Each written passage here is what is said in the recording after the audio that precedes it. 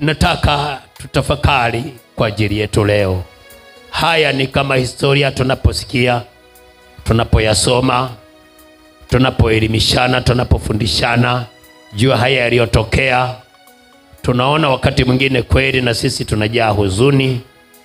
Na mbali ya hayo, kuna watu wengine mpaka wamefunga.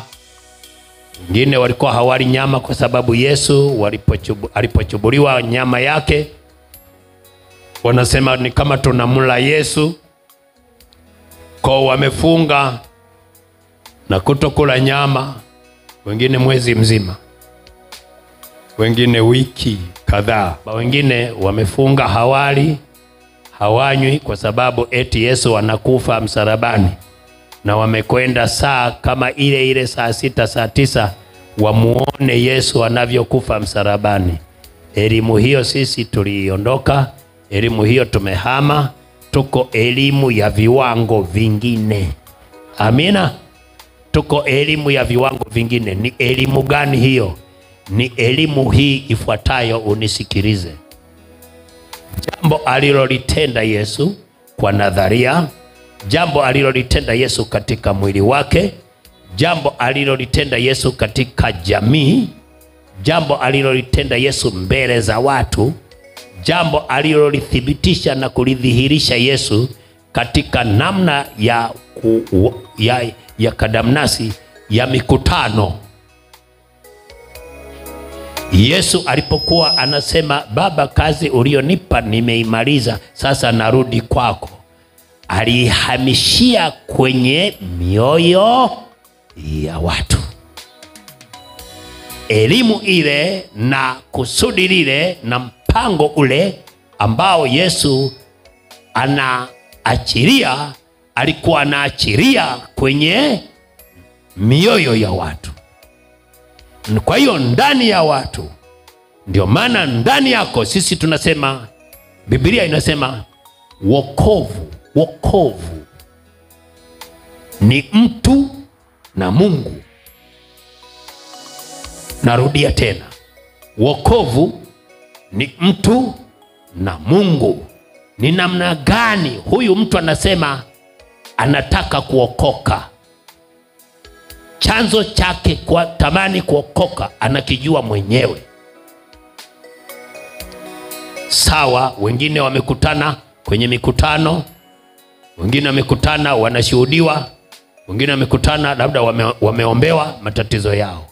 Lakini kitu kinachoanzisha sauti ya kwamba ukubali kuokoka kiko ndani ya mtu.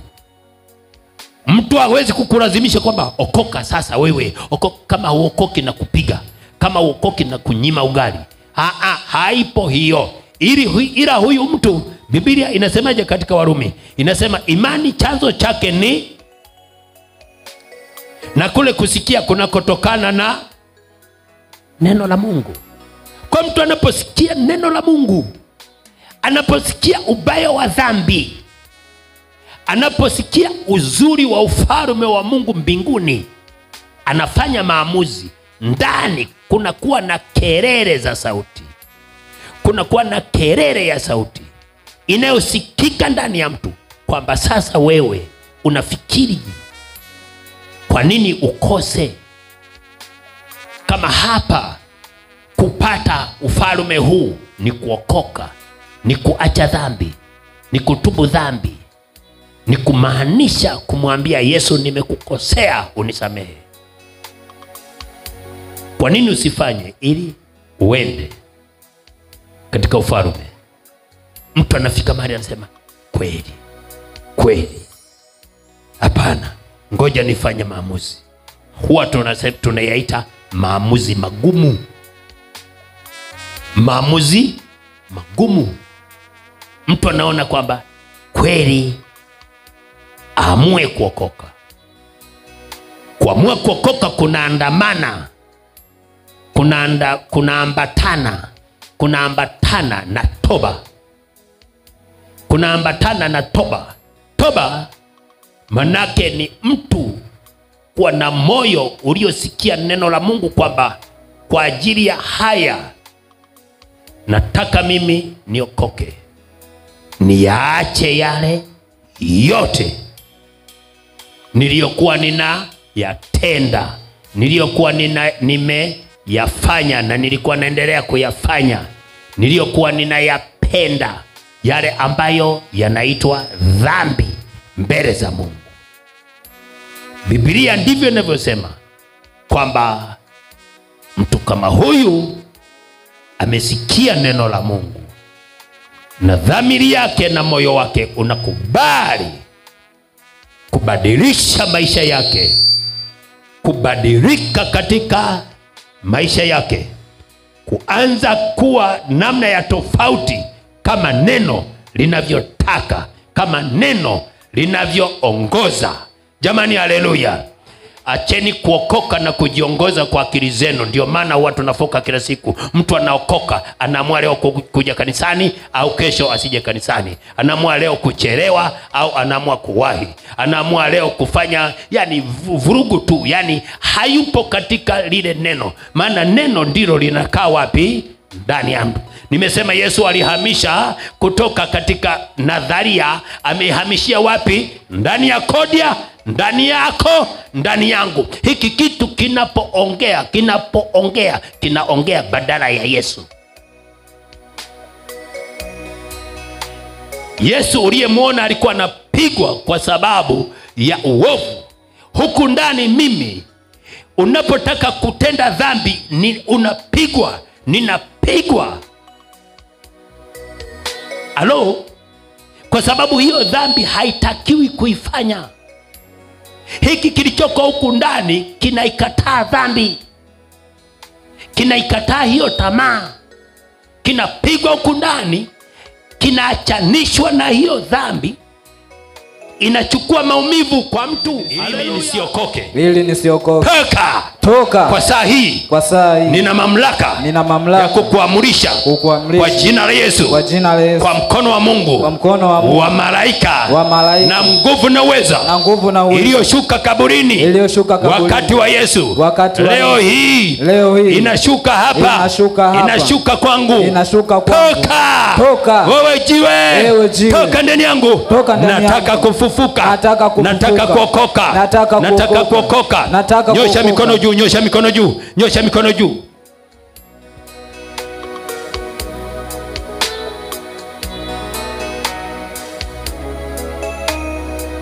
Roho yoyote inayosimama, wewe ambaye hujaokoka na wewe uliyesema umeokoka halafu unachezea wokovu kwa sababu ya kiburi chako cha kufanya unavyotaka, wakati kwenye wokovu na mafundisho kumaanisha kumtumikia Mungu ni kila siku masaa 24. Shusha mikono yako. Keti chini. Tunamaanisha sura ya Mungu kuhama kutoka uhalisia unaoonekana kuja katika uhalisia wa ndani usioonekana. Jamani, haleluya. Jamani, haleluya.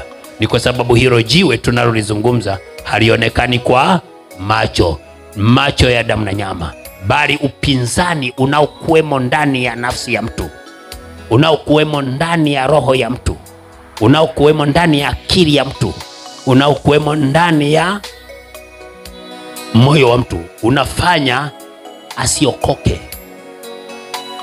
Ndio hilo jiwe tunasema hilo jiwe litoke. Kwa nini linakuwa hivyo? Linafanya sababu nyingi tu, linakusanya masababu mengi, alafu inaonekana vigumu kuokoka. Nasema kaa hivyo hivyo bwana, acha kuokoka. Kuokoka ni upuzi kwanza. Kuokoka ni ushamba. Kuokoka kwanza ni ujinga. Sasa hilo ndio jiwe. Jamani, haleluya. Jamani, haleluya. Sikiliza, malaika, tunaomba wale waliovingirisha jiwe leo waonekane kwako.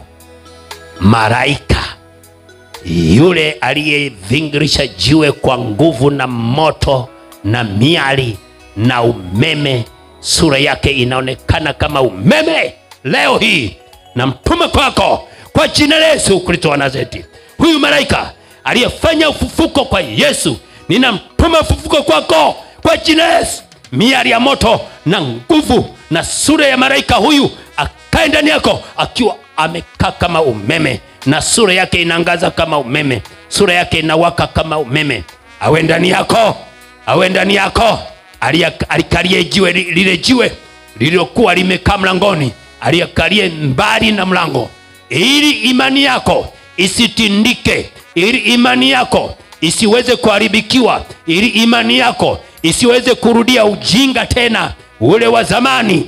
Uwe na nguvu mpya, uwe na revival, uwe na uamsho ambao ni endelevu, unaoendelea kuwaza kwa ajili ya Mungu, unaoendelea kuwaza kwa ajili ya utumishi. Wewe ni mtumishi, Mungu anataka kukutumia kwa viwango vyako. Ndio maana tuko hapa kwa utumishi wa kufaidiana, huyu kwa mwenzake na huyu kwa mwenzake. Unapokosa, unaposhinda, unashinda na utumishi wa kunisaidia mimi, na mimi ninaposhinda, ninashinda na utumishi na mafuta na upako wa kukusaidia wewe. Nataka kila mtu apate kuheshimu utumishi alionao, apate kuheshimu malaika aliyenaye, malaika wa nuru, malaika wa nuru, malaika wa nuru. Haleluya! Naam, pokea malaika wa nuru, pokea malaika wa nuru, pokea malaika wa nuru, pokea malaika wa fufuo, pokea malaika wa fufuo kwa jina la Yesu. Pokeeni.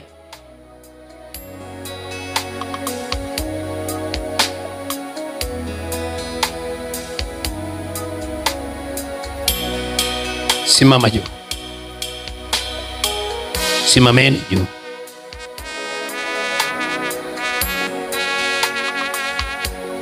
Kumbuka, ninarudia kuwasihi, tutaishi maisha ya ubabaishaji mpaka lini?